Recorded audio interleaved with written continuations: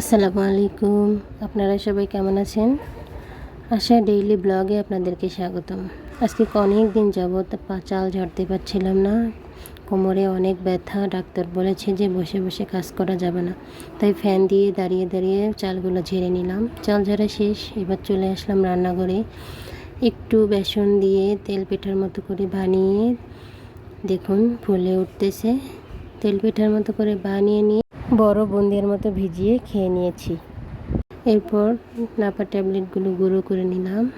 গুঁড়ো করে নেওয়ার পরে বাটিতে সামান্য পানি দিয়ে একটু চাল দিলাম। চাল দেওয়ার পরে ভালো করে মেখে নিয়ে চলে যাব মুরগিদের কাছে।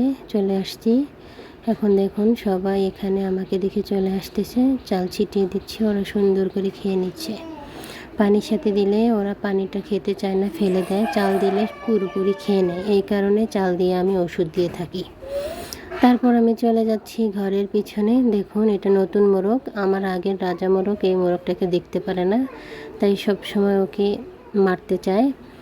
এই দেখুন ও বড়টাকে দেখে লুকাচ্ছে। আর চলে আসলাম, এই যে নিচতলায় একটু দিলাম, তারপর আবার উপরতলায় একটু ছিটিয়ে দিয়ে চলে আসলাম ঘরের ভিতরে। এসে দেখুন একটু বক্সের গজল ছেড়ে দিয়ে আমি এখন ঘর পরিষ্কার করতেছি। অফ ক্যামেরায় আমি বিছানাটা গুছিয়ে নিয়েছি, শুধু দেখাচ্ছি আপনাকে। এই দেখুন জানালার পর্দাটা লাগিয়ে দিলাম। টিনের ঘরে জানালা লাগিয়েছি, কেমন হয়েছে জানাবেন। তারপর ফ্যানটা বন্ধ করে দিলাম। দেওয়ার পরে ঘরটা ঝাড়ু দিয়ে নিচ্ছি। দেখুন এত পরিমাণ বালু, ঝাড়ু দিলে বালু যেতেই চায় না। ঘরটা পরিষ্কার করা শেষ হয়ে গেছে। আমি এখন রান্না করতে চলে আসছি। দুপুরের জন্য ভাজি করব আজকে, করলা ভাজি। করলা ভাজি করতে গিয়ে আমি মরিচ দিতে ভুলে গিয়েছি। যাই হোক, পরে মরিচ কেটে দিয়ে একটু সামান্য লবণ দিয়ে ঢেকে দিয়ে আমি এখন চলে যাচ্ছি অন্য কাজে।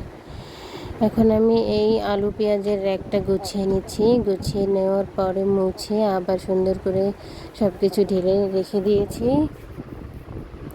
তারপর দেখুন আমি চলে আসলাম আমার খাবার টেবিলে। দেখুন টেবিলটা অনেক ময়লা হয়ে আছে, এগুলো পরিষ্কার করে নিলাম। আর কথার ফাঁকে তো বলাই হয়নি, আপনারা যেন আমার নতুন বন্ধু, সবাই আমাকে সাপোর্ট করবেন, ভালোবাসা দিবেন। আর ভিডিওটি কেমন হয়েছে অবশ্যই কমেন্টে জানাবেন। আর যদি কোনো ভুল ত্রুটি হয়ে থাকে ক্ষমার দৃষ্টিতে দেখবেন।